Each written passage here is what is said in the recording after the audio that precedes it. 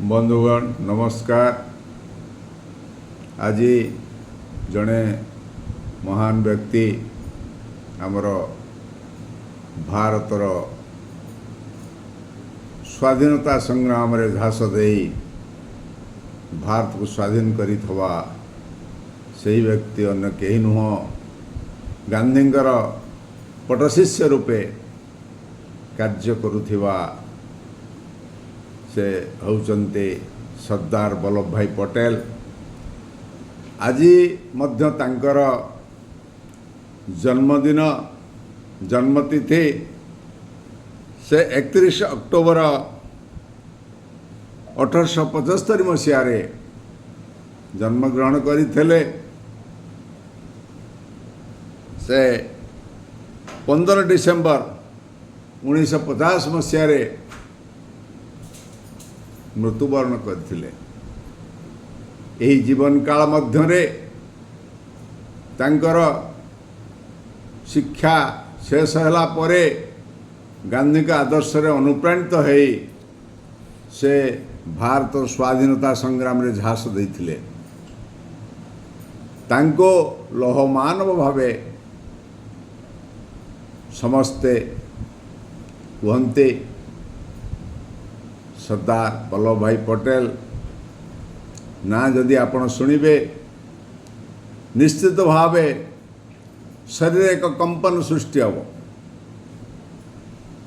भारतर स्वाधीनता परे जेतबळे राजराजोड़ा माने समस्ते कहिले जे भारत स्वाधीन हो तार मंत्रिमंडल गढ़ा हो शासन भार से नियंतु किंतु आमे जो परि भावे रजा छेलु सही परि भावे विभिन्न राज्य रे रजा ही रही राज्य शासन करिवो।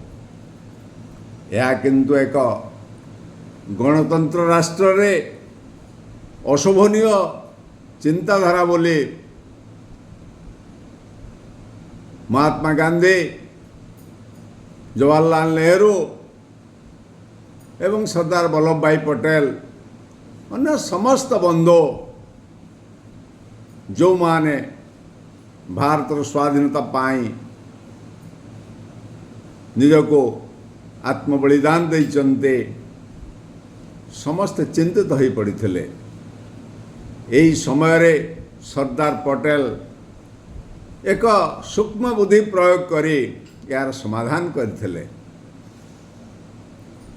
47 मसीहा परे 1947 मसीहा स्वाधीनता परे हठात से दिने ये पर्व को मनैबा पाई राजराजोड़ा मान को एक नैश्य भोजीर आयोजन करथिले एवं तांको निमंत्रण करा जायथिला।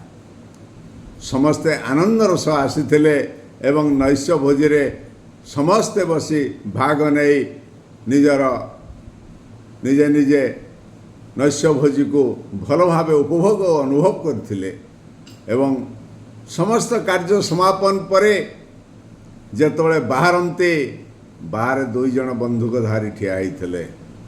लेखाई आगर चुक्तिपत्र थिला आंभ राज्य को भारत वर्षर गणतंत्र पाई आमे समर्पण करूअछु। आमे आमर निजर दायित्व अभ्यागति नेउछु। यही चुक्तिपत्र समस्त रजा माने दस्खत कर देइथिले। निजे सरदार पटेल ठिया ये कार्यक्रम को स्थिरीकृत करथिले एवं सुचारू रूपे संपादन करथिले। यह तांकर थिला एक उल्लेखनीय घटना।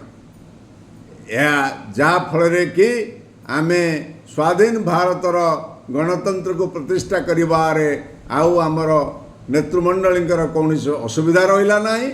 आमे स्वाधीनता को भल भावे उपभोग कलु गणतंत्र को आमे भल भावे बुझिलु जानिलु एवं आमर अंगे अंगे लिभेलु।